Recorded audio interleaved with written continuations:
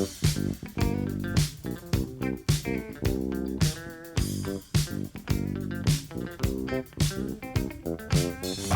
cookies. I love cookies. I love cookies. I love cookies. Welcome to Cookies, the world's most influential basketball podcast. I am Ben Detrick. Jordan Redaelli is on vacation. You might know what's coming next. Andrew Kuo takes no days off. Andrew, TGIF, how are you on this wonderful Friday? It's Good Friday, man. Arguably even the best Friday ever. I can't remember a Friday as good as this Good Friday. Yeah, it actually is a disservice to call it a Good Friday. I think it's more of a splendid Friday, a fabulous Friday. Ethical Friday. Once a year. The most. Ethical Friday sounds like the least fun holiday. Yeah, what would constitute the most ethical Friday? Like balancing your checkbook, calling your mom. These are all good things, but ethical. Going to the supermarket and revealing how many times they have given you incorrect change over the course of the previous calendar year. Only dunking. Just constantly dunking. Not shooting bad shots. That's the highlight. On Friday. The only upside, honestly, of Ethical Friday is the amount of slam jams. Jam Meister General over here. Just copious slam jams. Yeah, man, just dunking it up. What are you doing? Probably dunking. Well, anyway, dude, happy Ethical Friday. Yeah. Joyous Ethical Friday to all. And the perfect pod. Yeah, so it's Friday, got a big weekend coming up. Days definitely don't blur together into one sort of amorphous gruel. They're going by so fast now. Have they, sped up for you at all? I can imagine it being time to go to bed, kind of now. I mean, we humans are adaptable creatures. Yeah. We were 2 days in, how are we going to do this? Now I'm we're a month in? We can do this standing on our head. I do not have time for a jigsaw puzzle. I will not read. I haven't gotten around to it. I'm learning languages. Listen, TV will rot your brain. One thing I'm thinking about getting into is becoming a Sufi. Go on. I just kind of figured that might be a good way to spend my time. I was looking at, Sufi YouTubes, looking for lectures or lessons. I don't know. Could be a new me. Get to know yourself. Can you elaborate? Because my Sufi game is not tight. It's just sort of a Muslim-adjacent mysticism. I feel like that might help. Could be cool to, have in my pocket if necessary. Yeah, that's basically my knowledge. But I'm going to listen to some kind of cleric guys and see if they can convince me that maybe Sufi or Sufism is in my future. I've always been agnostic my whole life, but I've always been envious. I love religion. And this is Gnosticism, so you're almost there. Okay. Yeah, I mean, my Sufi game is not tight, but would it appeal to me? Well, it's not agnostic. It's Gnostic. Mm-hmm. Yeah, I'm cool with that. Ancient religious. Mm-hmm. What are the tenets? It's kind of Christian. There's some Jewish stuff in there. It's really mostly Muslim, though, really, when it comes down to it. I love all that. I mean, there's a lot of crossover between Christianity and Muslim religions, but I'm down for all this stuff. I'm so into it, and I feel like I'm missing out because I am not attached to a single one, but I'm kind of into most of them, the parts that I like of all of them. You know what I mean? Yeah, same.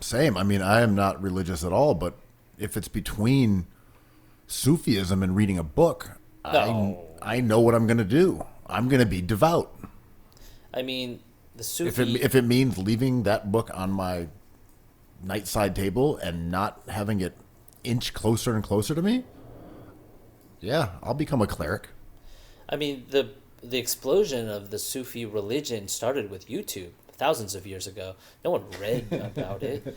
It was seen on YouTube and explained to everyone around you. I have to be frank. I am not an expert on Sufism or Sufi YouTube. Maybe it's thriving. Do you I have don't a know. friend who's down? Like, No. what piqued your interest?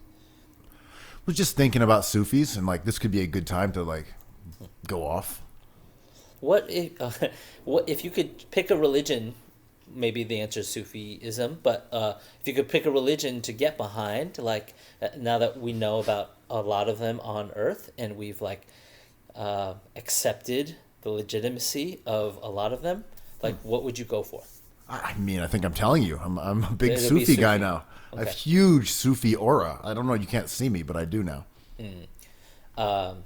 And the tenets of that, other than saying like it's from the Middle East, it's Muslim based, like what are the main tenets? Yeah, I have no idea. I'm telling you, I'm that's very fair. new to this. I'm just getting I'm getting into Sufi YouTube. I'm not like a Sufi yet. I think it's going to take a little while, and it's going to take me deciding to put aside Steve 1989 and to embrace anonymous Sufi clerics. The sound quality not that great on some of these Sufi lectures, but we'll see. We'll sort see. of like the Cookie Soups pod, because we ran into some technical difficulties. Look, I'm just excited to take our listeners on this journey with me. So I was watching today, like today's Good Friday, and it's a big deal, and it's also a Jewish holiday. And I saw on TV that a lot of people in America are not observing the 6-foot rule, the social distancing, because they're safe in God's house.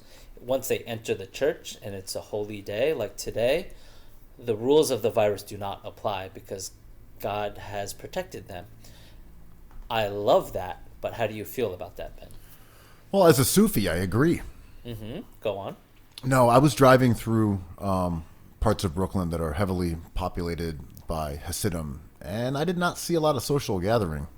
Social distancing.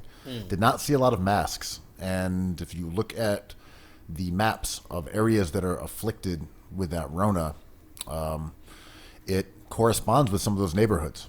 It's a little disappointing and kind of jarring to drive around and see just like 4 adult men not wearing anything over their face, standing a foot apart from each other, just kind of like kicking it, and kind of a bummer. And, like their community is already hard hit by that stuff. It's as if they were all Rudy Gobert and we were Donovan Mitchell. It's a weird, awkward place we find ourselves in.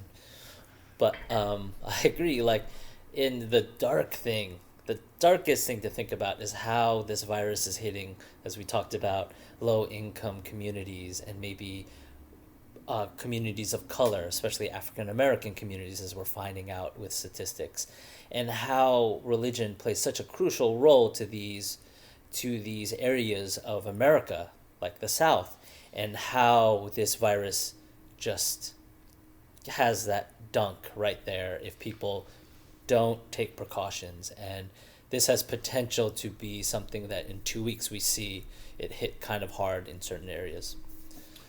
Absolutely. And we spoke about this a few days ago. The initial descriptions of coronavirus being something that doesn't discriminate. Anyone can get this. And it's quickly apparent that it does discriminate and that it makes a beeline for the most vulnerable people. So Yeah, I think AOC said it best yesterday. Like, it doesn't discriminate, but we discriminate. Therefore, the dangers and the probabilities all point directly at low-income people of color. And you remember, maybe it was last Friday or 2 Fridays ago, it's like beautiful. Like spring was here. And people were like, I need to go outside. I'm a human being. This is okay. I'm going to take precautions. And we kind of all went out there. We saw on social media that people were out in parks and enjoying the beautiful day and doing human things, And we could probably a week later see an explosion from numbers, maybe connected to that Friday. absolutely. There's no doubt that unseasonable 70-degree Friday and then sunny 60-degree Saturday did not have an enormous impact on what we're seeing right now. There's just no way. Everyone was out. And also, it was announced that this is the final hurrah. Things are getting shut down. It was the worst way of doing it at the worst possible time, which seems to be a recurrent theme in our lives these days. Yeah, for sure. And What if everything went wrong at precisely the worst possible time? Like, let's take a look-see. let's do it. I mean, it's never convenient, and I'm worried about today being a huge day in the South, and a week later being like the numbers in the South are really concerning. Yeah, I mean, and just to, when I was speaking about the Hasidim, I'm not saying they don't care about it. Of course they do. I'm saying it spread because they don't have as much information. They don't have televisions. They don't listen to, the radio. Yeah. They are a very tightly knit community and with small apartments in small confined neighborhoods. So they're interacting with each other and they're not getting that same amount of information that we were getting in real time. It was even slow getting to us, where it's like, oh, you need to be doing this. You need to be doing that. Mm-hmm. But my point anecdotally was that driving through a couple of those neighborhoods, it did not seem as if the kind of precautions that are being recommended by like the CDC are necessarily taking hold immediately there. Yeah, man. And it's so difficult, right? Because just to clear that up, I'm not saying that they are not taking it seriously and they're blowing it off and being casual. I don't think it's an attitude issue. I think it's structural. Yeah, and cultural, right? And I think religion has proven to be useful and this very, very important thing that is of use and of great success for our country. And it's hard, like, I always turn it back and what am I doing now that I find to be a truth that somebody who's looking out for my best interests would tell me to stop doing, and I'd be like, you don't make any sense. Like if someone said like, stop drinking water is bad for you, I'm like, I don't understand what you're talking about. I hear you, I like you, but I'm going to keep on drinking water. You know what I mean? Of course. Because when we learn information that's counterintuitive, our natural response is to reject it. And we're going to talk about basketball at some point, but you see it all the time when we're having basketball arguments. And just as a quick example that's relevant to this show, when I bring up stats showing that Ben Simmons and Joel Embiid play better together than they do apart, people say, I hear that. But they can't play together. You got to break them up, split them apart. It's just, it runs counter to your belief system. So it doesn't matter if someone gives you actual numbers or math. You're like, not buying it. I don't believe it. I'm just going to dismiss it because it doesn't fit into what I think. And it's the same way if, say, a player review is like Chris Paul hits a game winner and we're like, nice. Then he misses one. You're like, see, choker. So yeah, getting information into a neighborhood that doesn't readily accept sort of a mainstream or conventional approach and looks inward for guidance and rejects outside society is pretty impermeable to quick moving information. And this is unfortunately that exact type of situation. Yeah, and the panic comes in, or the concern comes in, when everyone's actions kind of affects everyone's outcome. And the church could, or someone who may believe like it's all about the eye test, or Joel Embiid and Ben Simmons cannot play together, and you don't change their mind, it still affects everyone's experience in that conversation, because they're like, I just want to get out of this conversation. You feel a certain way. You feel a certain way. You guys are my friends, and I have to sit here and listen to this, and there goes my whole night. And that's how I feel about this virus sometimes. It's like everyone's right about everything, right? Like if you ask any single person about how they're treating this virus, they are correct in their actions. They will, in general, I think people like, well, I'm justified for doing this, and I accept those terms personally.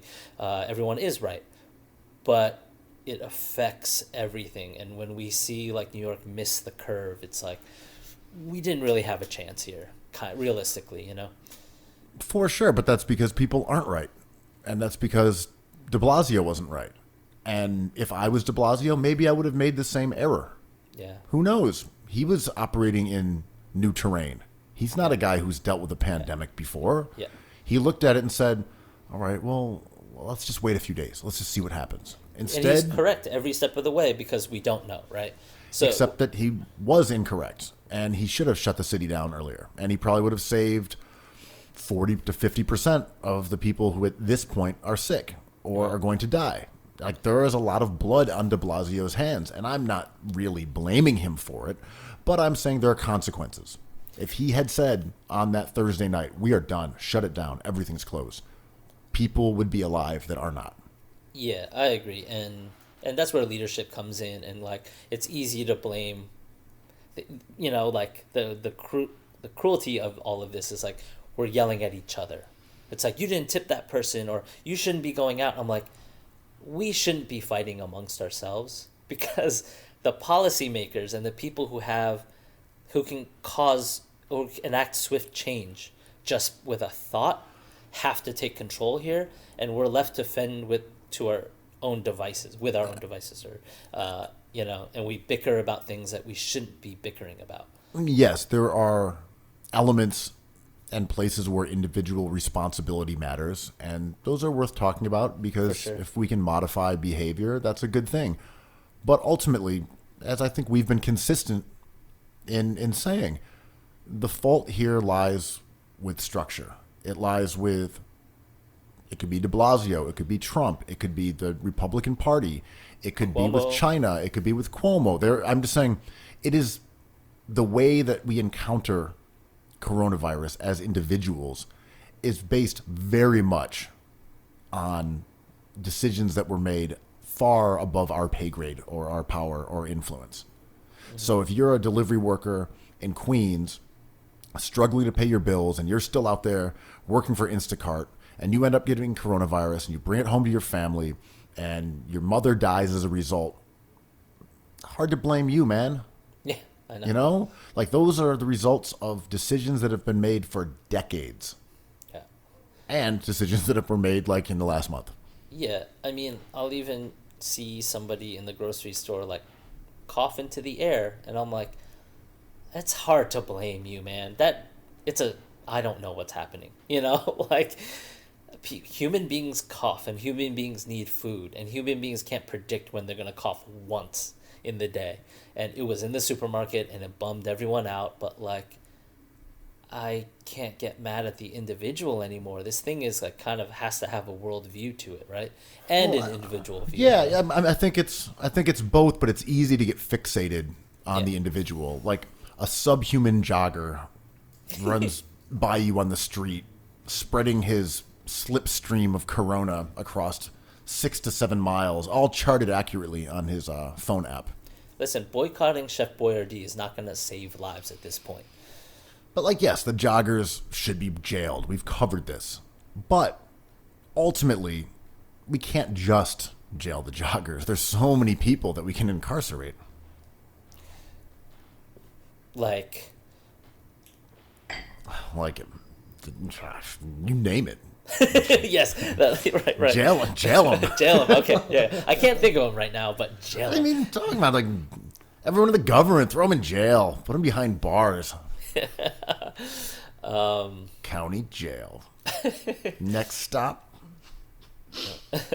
I love all those the chase shows where they have to come up with one line at the end every single time the person gets captured. I like it. It's like, and it's always like a mild play on words. Mm-hmm. The next party he'll be crashing, county lockup. Oh, it's amazing. Batman, man. It's like in Law and Order, where there has to be like one punchline when they find the dead body at the beginning. Yeah. Well, I've been rewatching True Detective I'm up to season 3 now, and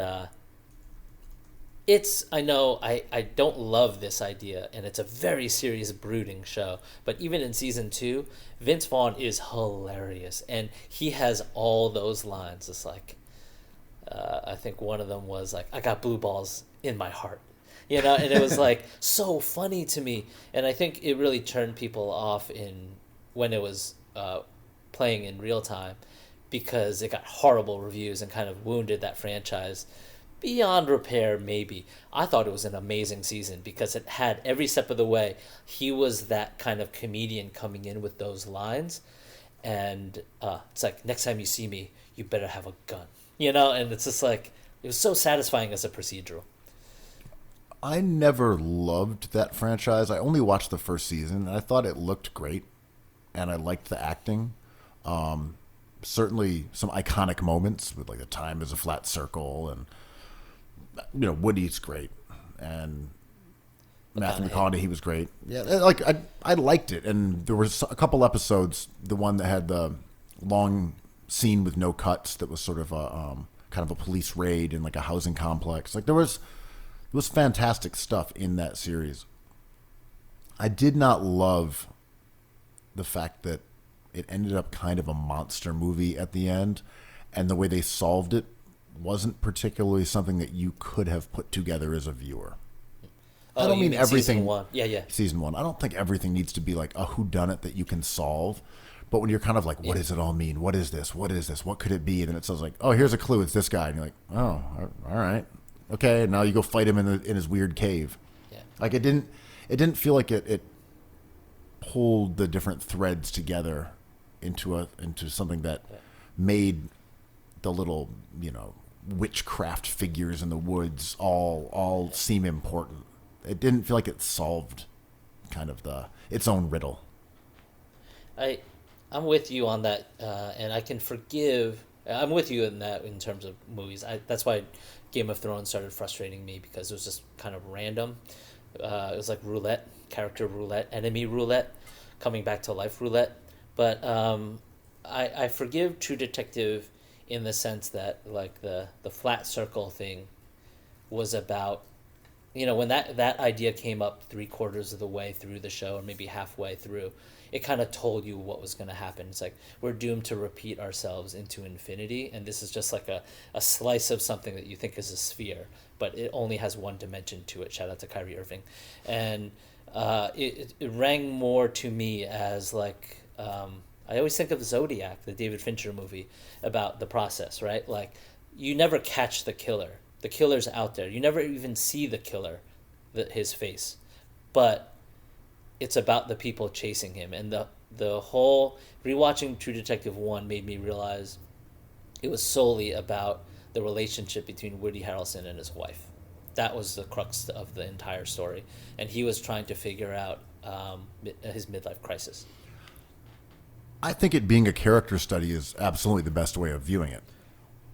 I'm fine with that. And I thought Zodiac was fantastic. Yes, cool. And I can see the parallels, the sort of the codes and the ancient runes. And as you said, the guy at the end doesn't really matter who it is. It's just it's a beast. Mm-hmm. It doesn't actually matter that it's this person or that person. It's arbitrary. And at the end, in True Detective, there was a victory. At the end, in Zodiac, there was not. But mm-hmm. I don't know. I guess for me, I always get irked by those kind of shows, and that's why Westworld bugs me.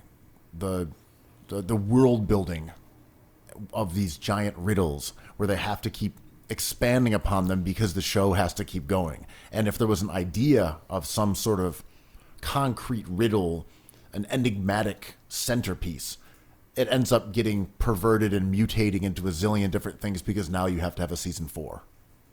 Yeah. I mean, this is getting so nerdy, but I remember when X-Men kind of, in the comics, ran out of ideas, it felt like, and started traveling through time. And I was like, I don't really necessarily believe in, like, jumping the shark, but, like, right, like, Westworld was like, so, we did that. And now we'll just turn this into a pulpy. It was pulpy to begin with, but instead of it being a story about exploration into technology, we're just gonna have robots double crossing each other. I'm like, okay, I hear you. Yeah, and that's why, with X-Files, love it, but I really enjoy the Monster of the Week episodes a lot more than the kind of mildly evergreen plot about government conspiracy with alien technology and Mulder's sister or his father. Like, those always just seem to be constantly spiraling and unraveling just so they could further that plot because they had already made sure that you had invested in it, or at least had dedicated their own time to like crafting this spider web of intrigue that had no real answer. And I remember, I did not see the X-Files movie, but I remember people came out of it and were like, oh, really? That's what we're supposed to believe now? You backtracked on more or less everything, and you're like, it's just the government now, and you're like, I love the movie. But yeah, it had a poor response because, when you redesign a jersey or logo, everyone's going to hate it. Like if you add any element, if you add a character to any sitcom, people are like, I like the first one. How come we can't go back to the first one? And that's just like a trigger thing that we have. So when that movie came out, I was like, there's no way they can get away with it, because you are right. Like, the joy was the creature feature. And that levity was kind of like, I hate this idea, but like self-aware. And it let you in a little bit because it kind of spelled out to you what they were trying to do. And it was charming. Yeah, totally. And the enduring plot about government conspiracy generally had a totally different tone. It was so much more serious. It was kind of like a lot of chase scenes, it felt like, or dark rooms with the guy with the cigarette. And you're like, Cancer Man. It's almost as if they were doing it out of obligation after some point. I mean, I love that intrigue stuff. It's 50-50 for me. I love the procedural monster of the week thing. It's so good. It's fantastic, man. It's just like one of the great things that we have to go back and look at. But I love the Cancer Man thing. I love the overarching idea. It's kind of the way I watch baseball, basketball, football. In the moment, it's amazing to watch the game play out. But then I like to get stony and be like, what's the bigger picture? Whatever. One thing that was on my mind, and I'm bringing up the X-Files because it's one of the few shows that I'm still watching in our new situation where I can't figure out something new to watch, and I just go to the X-Files and start flipping around like, ooh, season 5. Wasn't that one about like a really smart dog? Yeah, Queequeg? Yeah, whatever, stuff like that. Someone didn't watch season 5 about the smart dog. But I'm saying I'm just jumping around. The last one I saw was like, maybe it was season 7. It was like a wolf in a box that was super smart. Famous SNL skit. But anyhow, the point was to this entire idea that here is that could that show have existed Wolf today? In a box. It's pretty good. That took me a while. Sorry, my brain. Apology. Could that show have come out today with Scully being wrong about everything, every single episode, without getting some blowback? There's a woman character, and she's always wrong, and she never learns. She makes the same mistakes every single episode as if the prior one had never happened. Except there's this plot that's supposed to be continuous. So there is an idea of continuity, except that she remains a skeptic no matter what she sees. Would that have flown in 2020? I like that observation, and I do think it does fly only because and it would take slightly reframing. Like, that show came out 25 years ago, so we discuss things differently. But she's the scientist, right? And Mulder is the religious zealot. And she is a skeptic. She always questions his determination to follow his instinct. And I personally think, if I think back on that show, she was right about everything. Because not only was she a skeptic and she was wrong in the moment, she is the moral foundation of that entire relationship. So in the end, when like Mulder's in like that, in a perilous situation and hallucinating, he sees Scully as his savior. If you did the show today, and I'm not just talking about the reboot because that was obviously based entirely on the prior one, and they might have even hedged at this a little bit, but turning Mulder into a bit of a fool and making her be right sometimes would have been a really intriguing approach to X-Files. Yeah. That, like, sometimes it's not actually a invisible wolf. Sometimes it's not someone who can invisible Dick Wolf in a box. It's not someone who can glide between realms and go through a mail slot or control people's minds. It actually is science. That would have been an interesting juxtaposition. It would have destroyed the sort of part that we love, though, I guess, about the monster episodes, which are that they're The Simpsons. It's a standalone episode, and Mulder's going to be a skeptic. Excuse me, Mulder's going to be the believer. Scully's going to be the skeptic. That Mulder's going to be right. That something will happen so Scully won't see the creature at the end, and we're going to do it again in like a week and a half. Yeah, I mean it's a wonderfully tried and true formula. Star Trek being the first example, Spock and Kirk, but I do think I love those two characters in the X-Files because when I say Mulder is the religious devotee, I mean he follows the path of like his intuition, which I think is amazing, and to peril. He always gets them in trouble, and if you get super stony and you look at this whole thing as an overarching idea, it's like he's chasing like lizard men, and I'm like, oh, these lizard men don't exist. And he's like, oh, believe me, they do. And you see them on the show, but they don't exist because it's a guy with like his lizard makeup, and it's super Knicks fan. David Duchovny. It's not Mulder, and that was every episode of Scooby Doo. Scooby Doo is a tight show, man. It's a person with it's a half fish, half person. And like, oh, it's a mask. Yeah. Yep. It's the landlord. Well, you bring up a good example because that is also, I mean, I don't think about Freud that much, to be honest. I was at a party that you were supposed to show up to, but you missed. But it was in the beginning of the Rona, so maybe you did a good job. But I met a psychoanalyst who we ended up chatting about Freud longer than I've ever chatted about Freud in my life, which is just a few minutes. But I don't know much about Freud, but I know like the layman stuff. I've heard about it. I don't read, but you bringing up the X-Files reminds me of that conversation and takes me to Scooby-Doo, which is like these elements of fear and danger and how all these characters like occupy different parts of our brain and kind of react as one. And Scooby makes mistakes. The stoner makes mistakes. He's impulsive. The blonde guy, the blonde white quarterback guy is the skeptic. And then you have the two women who kind of operate on the Scully and Mulder spectrum as well, right? The brunette, this is like some David Lynch stuff, right? You're talking about Marcia and Daphne? Is it Marcia? No, Marcia, I think you're thinking of the Brady Bunch. It's Vera and so. Daphne. No, is it Vera and Daphne? It sounds better. Okay, I think so. We'll get the interns on it to fact check this classic pod. But I mean, this is how good stories work, right? Like, the best ones always have this simple premise to it, and X-Files holds up because you're right. Like, they play off of these two ideas, and your question is a good question. Could we pull this off now? And I think totally.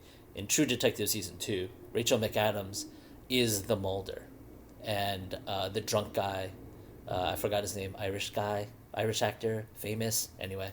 He is Scully. He is the skeptic. The dynamic of male and female within households in pop culture is often sort of flipped up from, I mean, I guess it's all kind of goes back to the honeymooners or that those sort of archetypes, like the Homer Simpson, like the buffoonish dad and like the caring mother, the smart daughter, the dipshit son, and we've seen that in like The Sopranos and Family Guy, etc. In some ways, the X-Files is kind of playing with that a little bit, but is also unconventional because they do have Mulder as your id, and you have Scully as the ego, and then you have the FBI and the conspiracy kind of as the superego. So it is a little bit different because Mulder is playful, but he's not a moron. and that's really generally been the foil for like the man in a sitcom. Yeah, yeah. And all these things, you mentioned those three things, all those things are standalone good stories, right? I could watch a Mulder standalone for sure. It's not Californication, which is unwatchable. It's an unrewatchable show. Should we do a Californication rewatchable pod? Definitely not. Let's not start that very soon. Let's just not think about that show. A Won't do lot it. of a lot of acoustic guitars in that show. Yeah, that whole like early to mid 2000 stuff just seems weird now. Like some of the stuff is great, but I tried to watch Thief, which is the show that has Andre Brana. Is that how you say his last name? I'm not sure. He was the actor who was in Homicide, and then he was on The Wire. Fantastic actor, and he plays a professional criminal, specifically a thief, as the title indicates.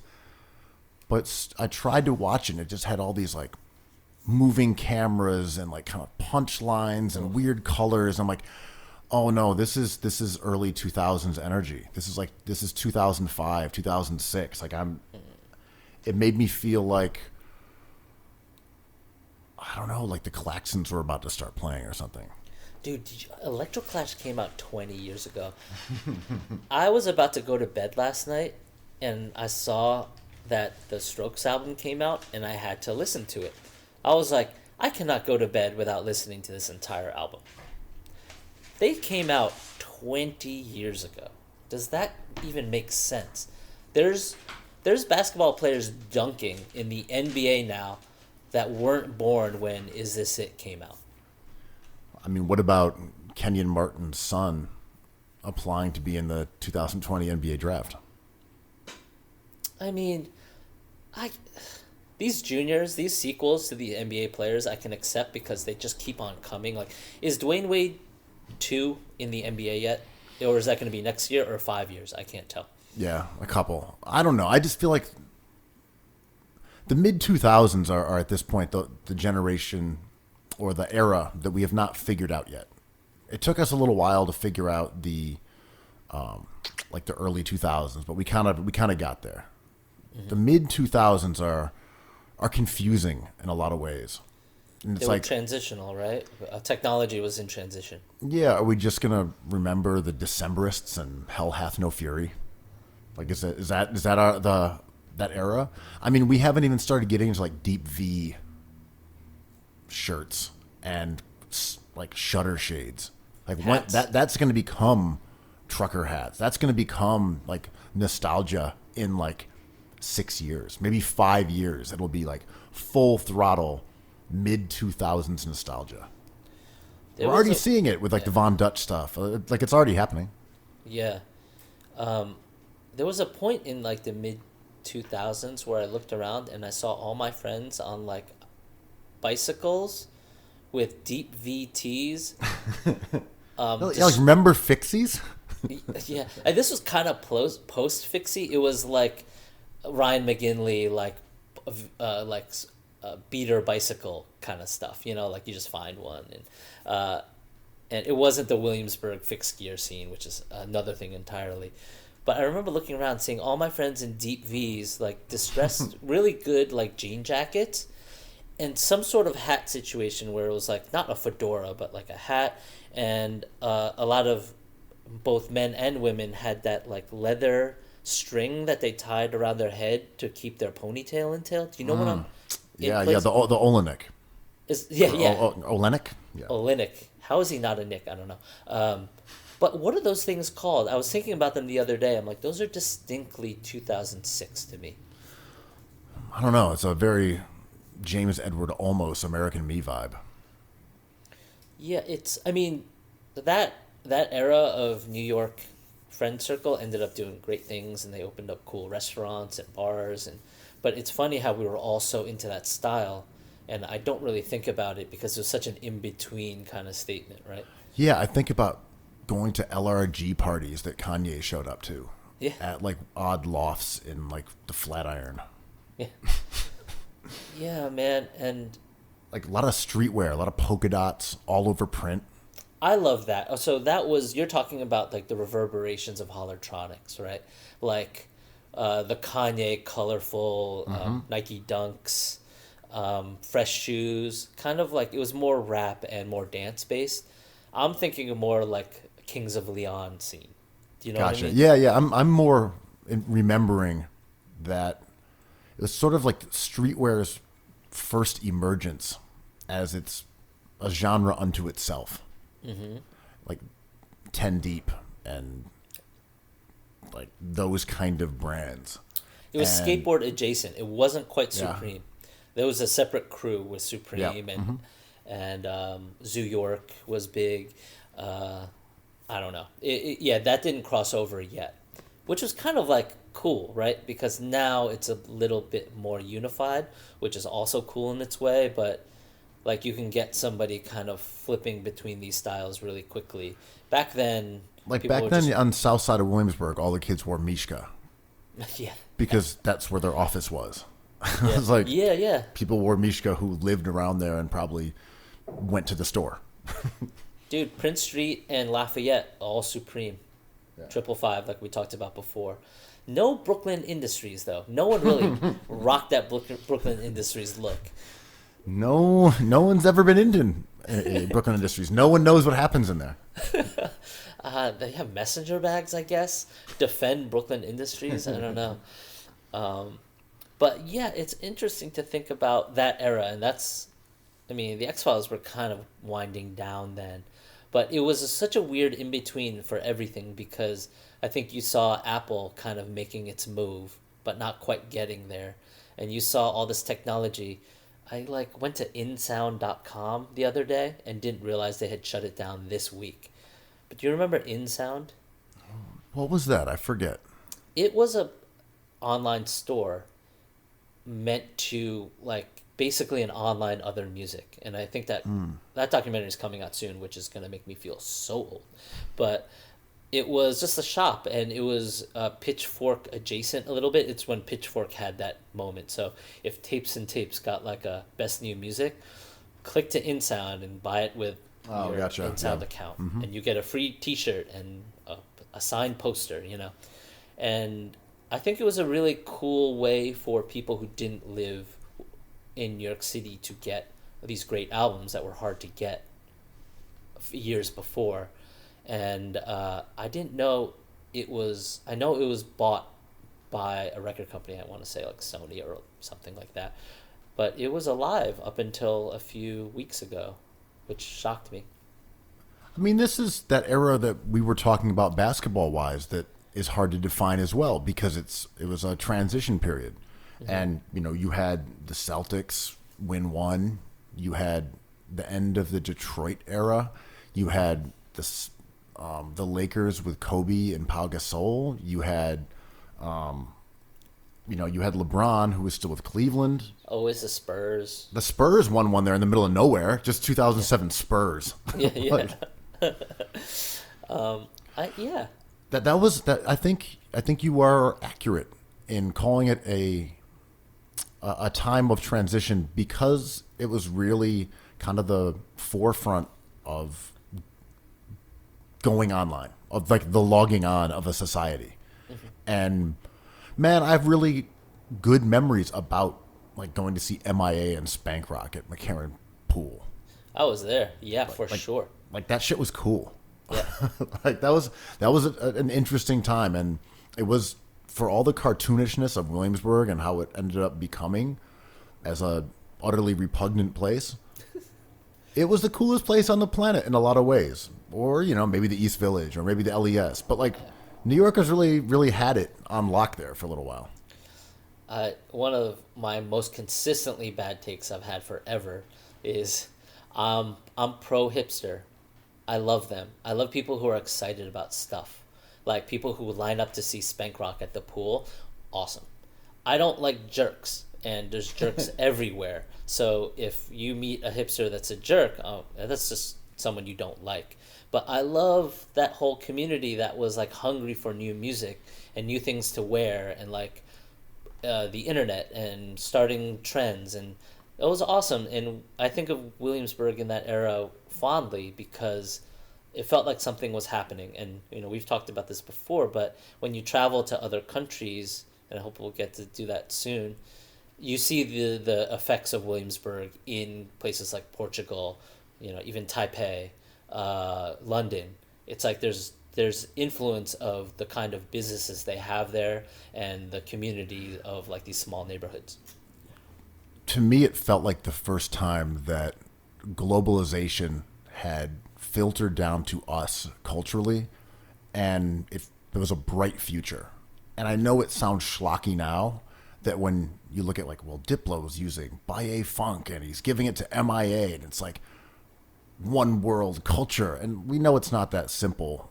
Yeah. And there are all sorts of like cultural appropriation issues and etc. But it did feel as if everyone anywhere could figure out a way to like do something, and then we could all like build upon it. And again, did not turn out to be particularly correct, maybe, or maybe it was, I don't know. But you'd go to a party here and you'd hear like The Knife, like a Swedish band. That was a good band. Good band. And then you go to a house party in Buenos Aires and they'd be playing the same music, and MGMT, who were like living in Williamsburg and went to like Wesleyan. And it really just felt like no matter where you were, that homogenization was exciting then. And now you look back and you're like, so everything's the same everywhere? The new cool place in Mexico City is just like a barbecue spot that's kind of a knockoff of a Brooklyn place that's a knockoff of a place in Memphis that's the originator. Yeah. And now it's almost become like a bummer where you see trends regurgitated into meaninglessness globally. Oh, we're in Paris. Would you like to go to a taco spot that has a mezcal bar behind a secret entrance? And you're like, with wrestling masks everywhere. Yeah. But you're like, well, yes, and this place does exist. Like, and it's delicious, I'm sure. It's totally fine. Like, yes, I like those things, but I don't need to have them here. Yeah. I don't need for everything to be the same everywhere on the planet. And look, this is some like privileged global ass, like, oh yeah, these are things that bother us. It doesn't really. But my point is the early 2000s were a time of very unique optimism. Yeah.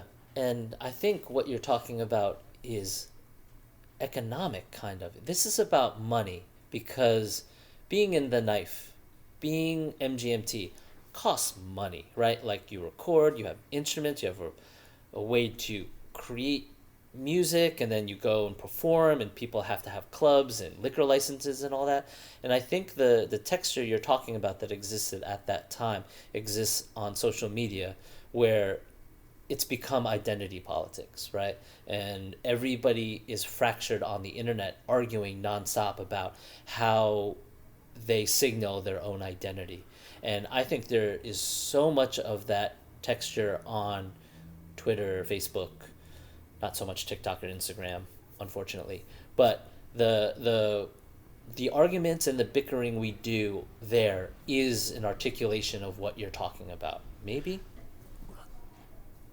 Going back to the athleisure conversation and Always. Everyone looking generically the same, there was something about that era in the way that you're describing, and it was pre-Instagram, and you would look for visual clues or audio clues or whatever signifiers that let you know that this was a bar that you would hang at.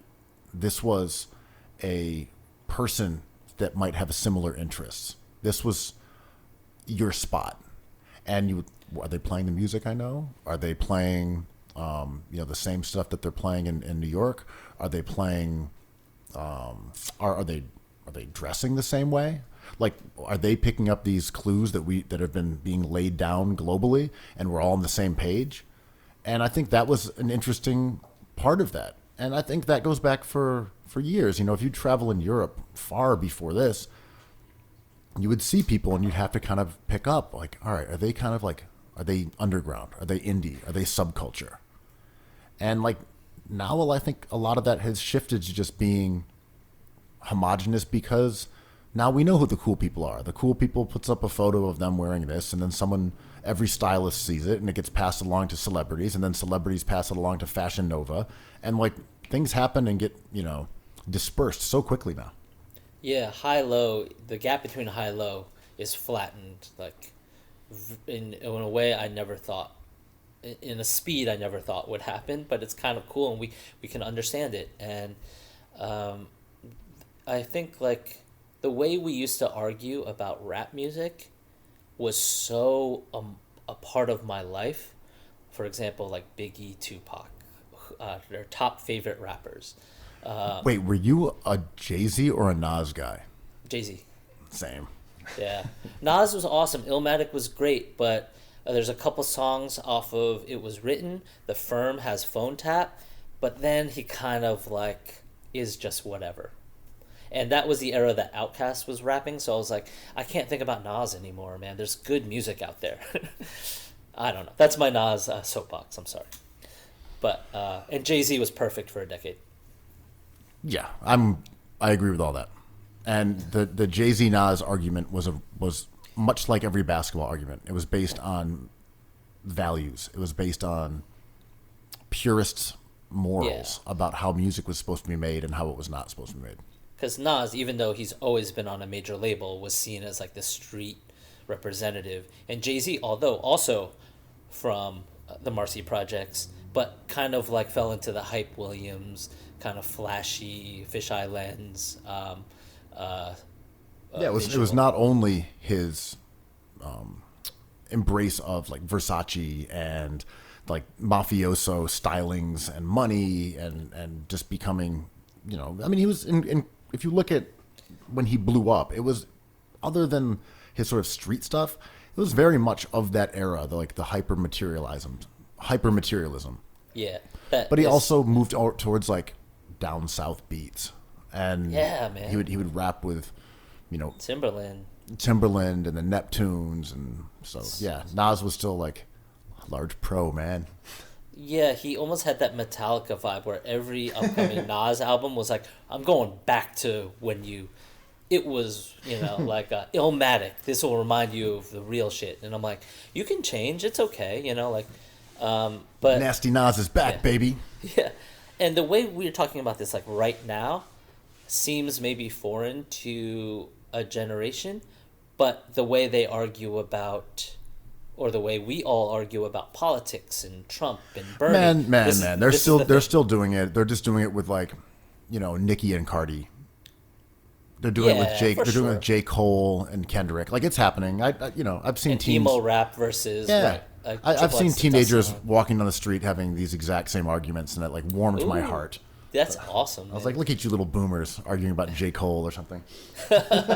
Right, and I love how kids think Drake is painfully lame now. I'm like, this is very warm to my heart. Yeah, my brother was shocked that his 16-year-old, I guess,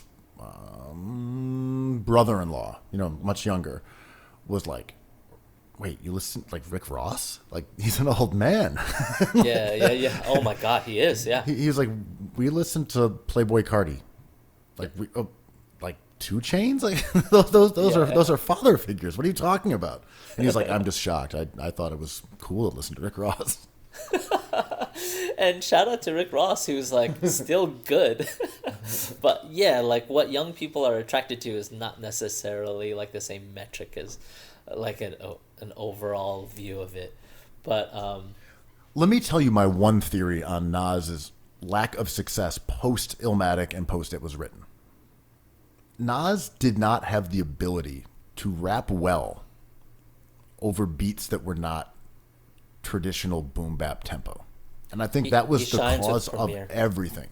It was that if you took him out of like 85 to 100 BPMs and you put him in like down south tempo, double time, he could not rap. He just became a bad rapper.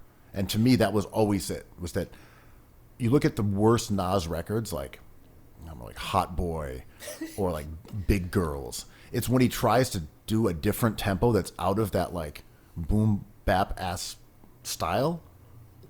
You could tell that he used to write rhymes without beats.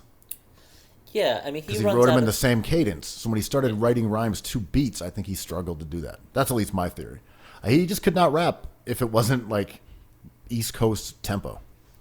I mean, he certainly ran out of talent, but that's okay because I'm not saying like I enjoy rapidy rappers, but he wasn't charismatic enough. To me, his Achilles heel was he's not funny, and Illmatic was kind of a perfect record. Let's be honest, but it wasn't funny, and so it's hard to you listen to album after album of being like, this is the real shit. I'm the real shit. And I'm like, okay, you got me there. Anything else? He's just like, well, other shit isn't real and I'm real. And I'm like, all right. That's a good point, considering how great Rakim was. Kind of a short life expectancy, considering he was regarded like literally as the god of rap and kind of taught everyone how to use, multiple syllables and introduced a lot of sort of Egyptology ideas, and he was so influential and universally lauded as like the best rapper out. Kind of wasn't relevant for very long. No, right, and he had that comeback where it was like he rapped over boom bap beats, and it was like so whatever. It was so whatever because it had that Nas formula being like, I'm going to take you back to the old school. I'm like, well, I don't want to go back to the old school.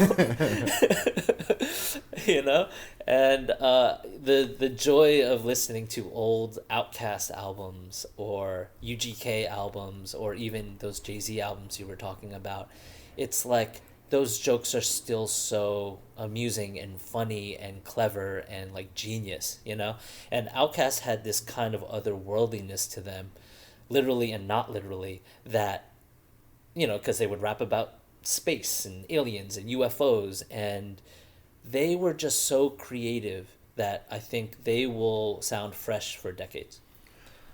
And I think there's a perception that rappers a lot of times aren't naturally art kids. Just because maybe their content is different, or from the public perception they look different, or they look like their peers, and they are performers. They are art kids. Like Bobby Shmurda is in jail. If he was the same kind of magnetic personality, he would have been like a theater kid, and if he had grown up somewhere other than Flatbush. Yeah, Lil Peep's mom is probably like, my son's going to be a star, but I just don't know what form that's going to take. Yeah, I mean, anyway, let's just get Corona sorted before Bobby comes home.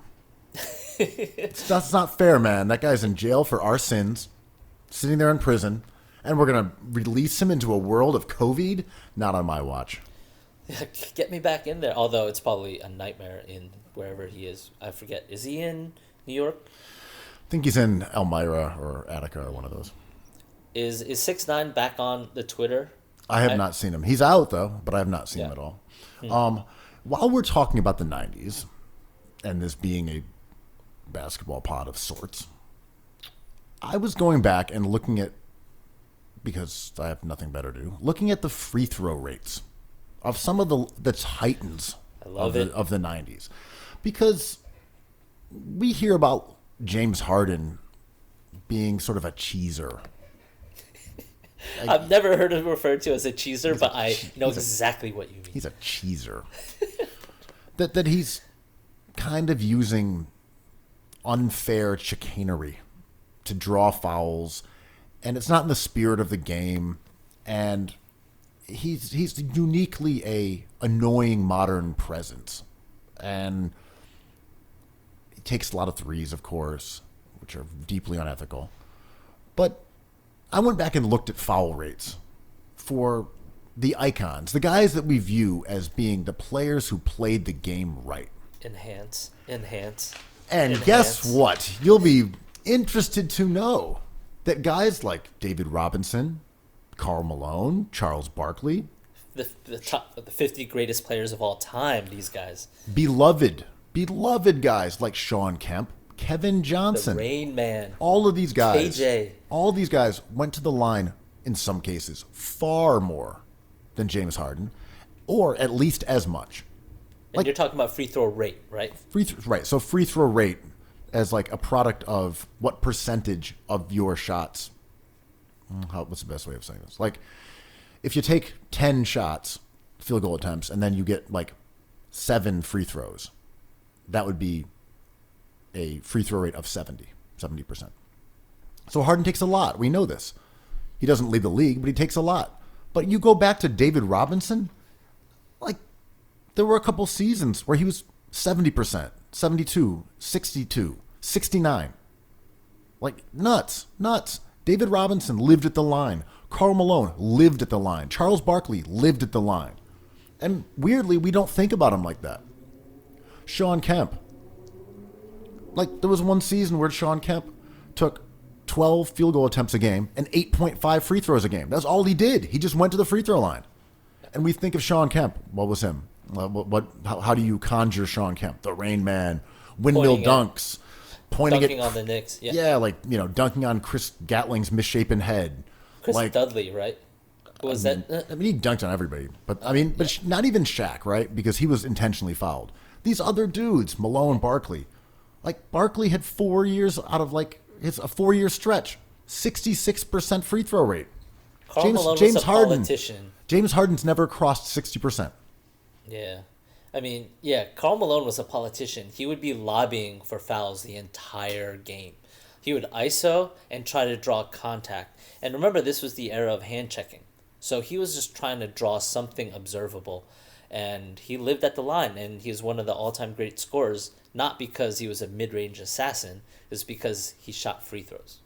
Yeah, very, very interesting to think of our perception of what these guys were good at versus what they actually did to succeed.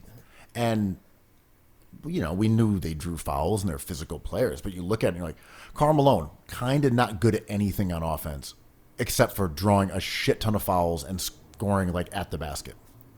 Do you know what I just realized? I've been watching these basketball card unwrapping videos, and this era of basketball card, they're like action-packed cards, and they're all of players shooting free throws or posting up.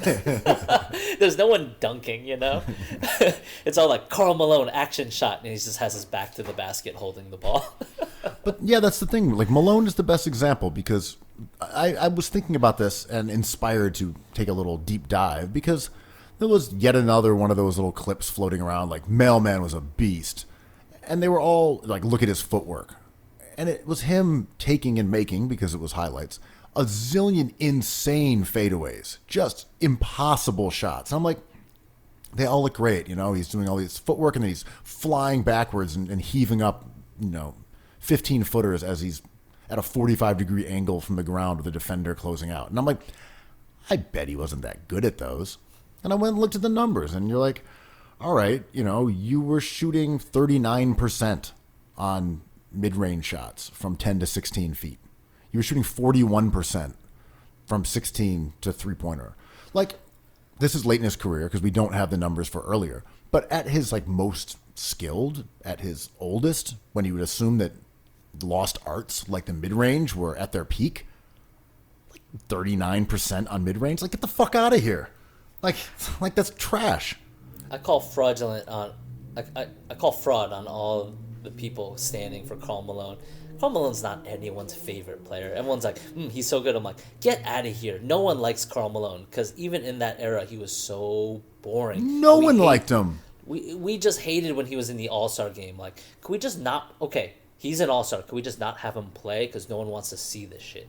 Malone, really good player, but yeah, there was nothing about his game that was appealing at all. He just went to the foul line over and over and over and then hit like a small amount of mid-range jumpers because he took a ton of them. Like, that's all he did.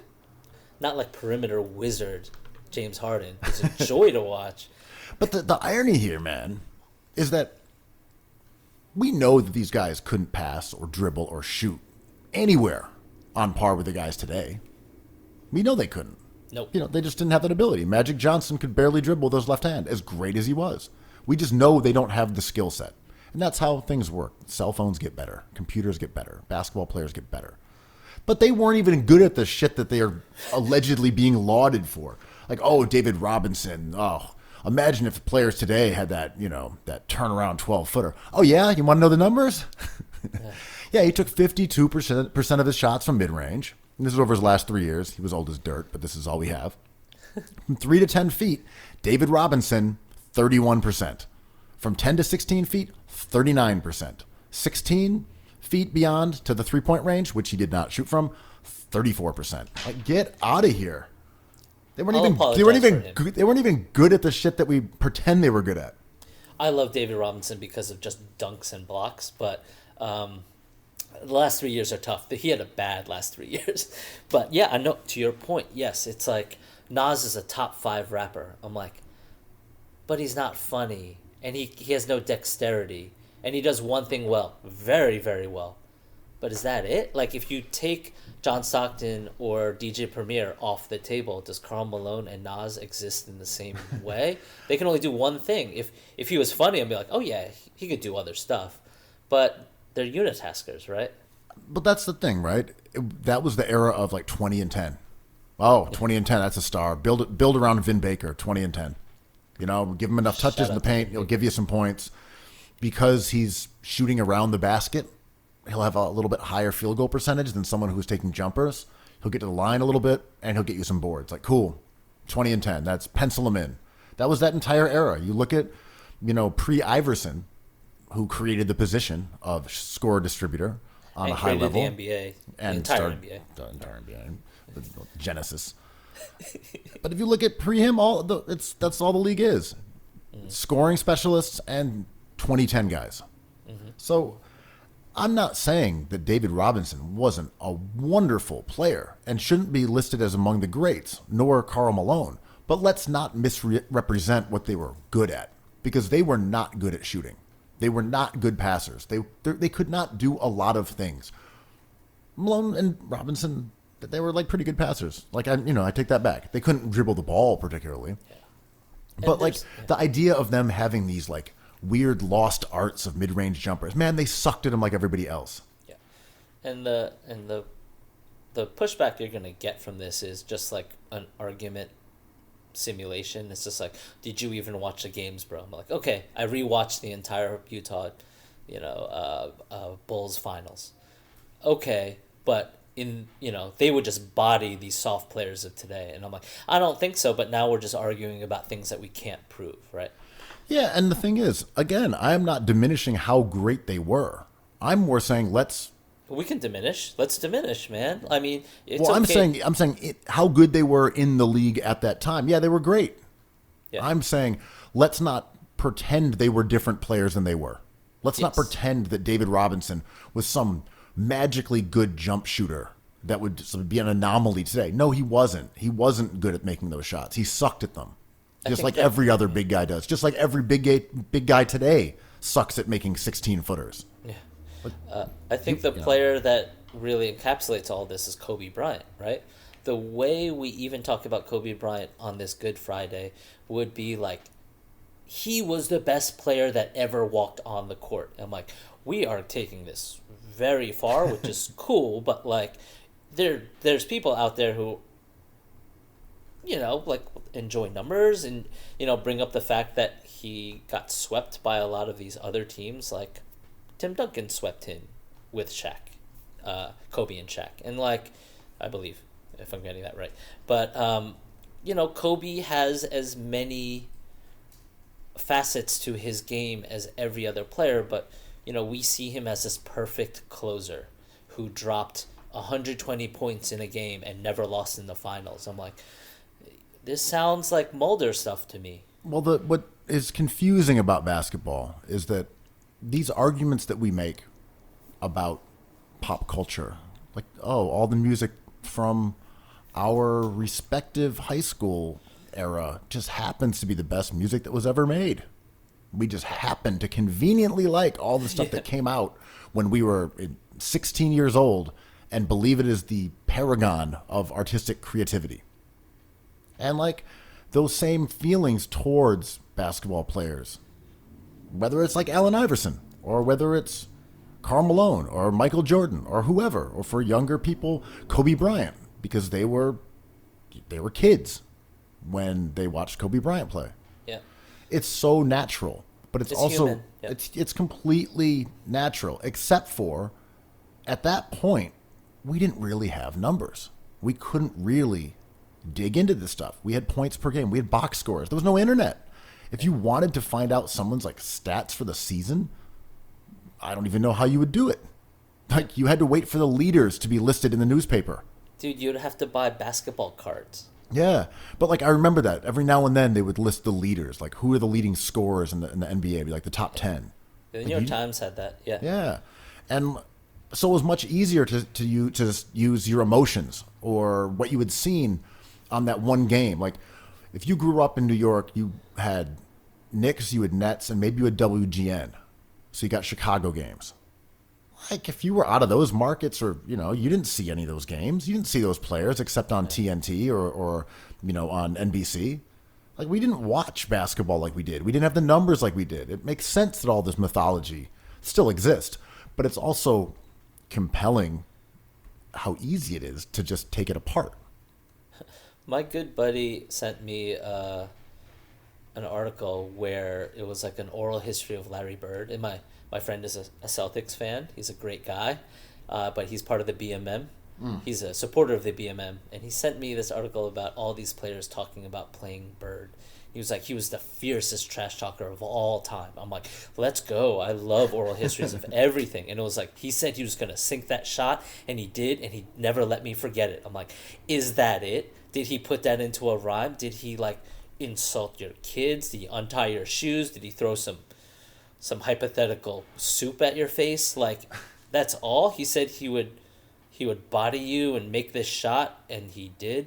And it's like we talk about Larry Bird as this tough, unbeatable heart. And then you look at even the peers around him at the time. I'm like, I'm not buying this. You guys aren't painting the picture I've heard you guys paint. I've seen you guys paint before, but that's all we have. Like, there's no more information than that. Look, I think we can celebrate these dudes of yesteryear for their greatness in their era. But we just shouldn't misrepresent it, like as if Larry Bird could step out of a time machine and make the Memphis Grizzlies. Like, that guy probably couldn't play D1 immediately. Yeah. Like, it's just a different time. Maybe D1, he was tall, he could shoot, but you know what I'm saying? Like, yep. He was an elite Hall of Fame basketball player. You couldn't just have him step on the court in the NBA today. Who would he guard? Yeah. He couldn't dribble. Yeah. I mean, how would he be that different than, like what's his best case? Joe Ingles? I love Joe Ingles. I mean, that's a compliment. I mean, this. I'm not saying if you started him at age 12 and then brought him up accordingly, but just Larry Bird, that dude? You just take him out of a time machine and put him in the NBA and tell him to go guard Anthony Davis. You're a power forward. Is he Thaddeus Young 3?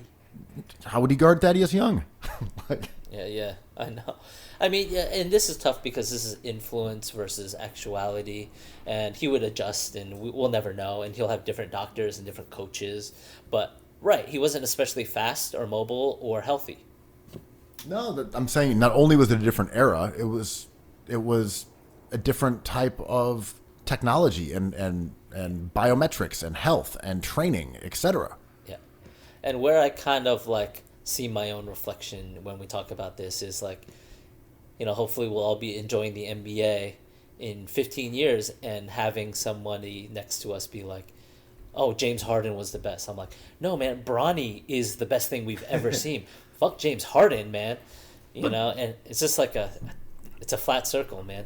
When you see the highlights that like the best dunkers in high school are doing, they're doing stuff that's unfathomable in the NBA like 2 years ago. Yeah.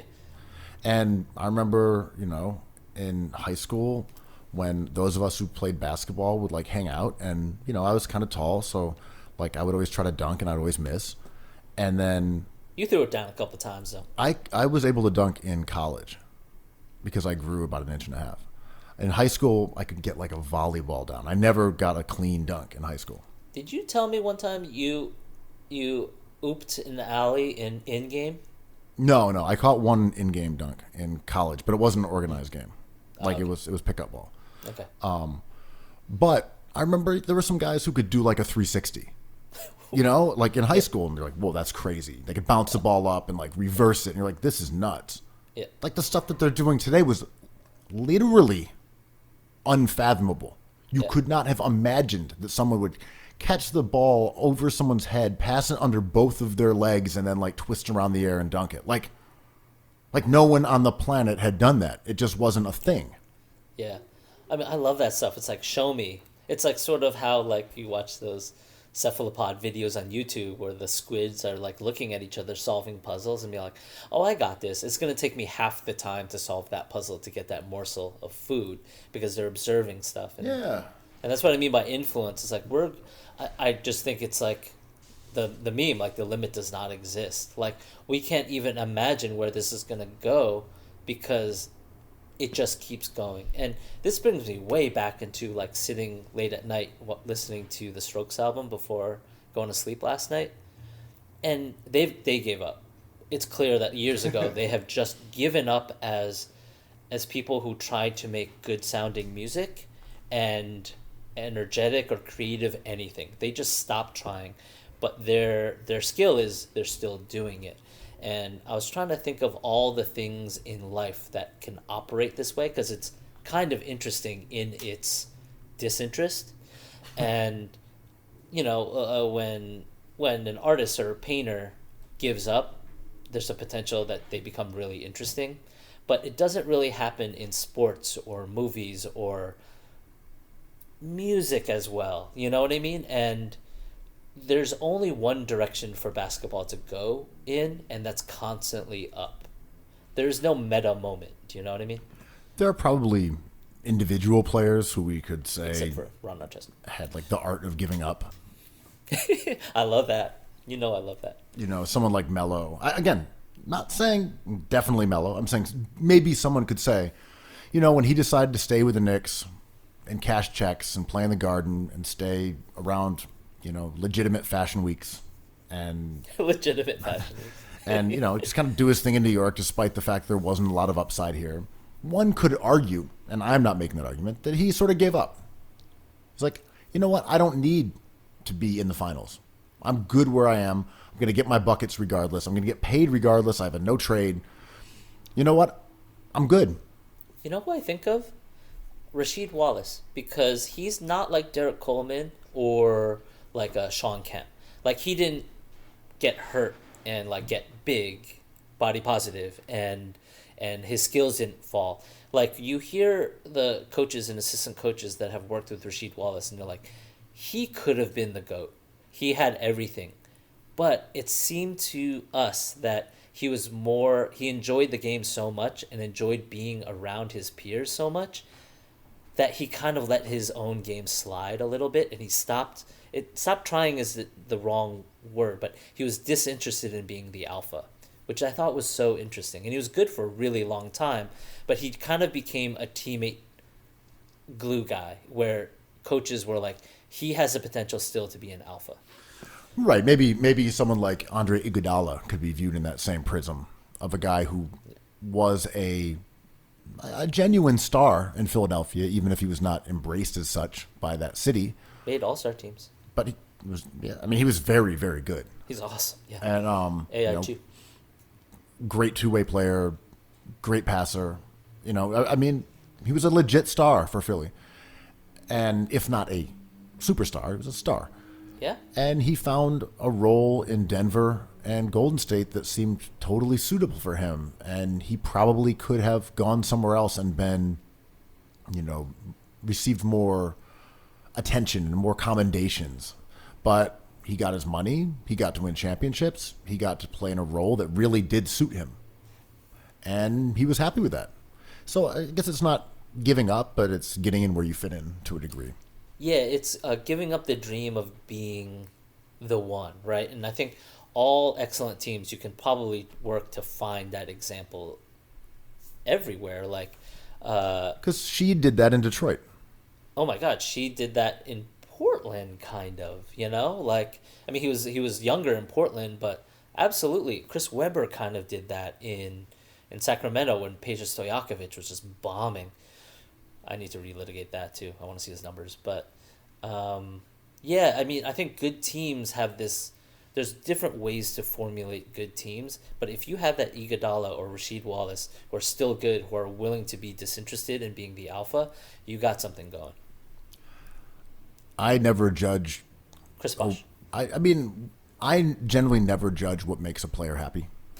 You know, you if can't do it. if you want to be the man, or you want to win a championship, or you want to make money, or you want to be a role player, cool. It's your career. You only get one of them, you know. And like, I'll be critical of Durant's decision. Yeah. I'll be critical of Durant's decision to go to Golden State. Like, I did not like that for him or for the league or anything, but he's entitled to do it. You know, he can always, you know, and did it work out? Who can say?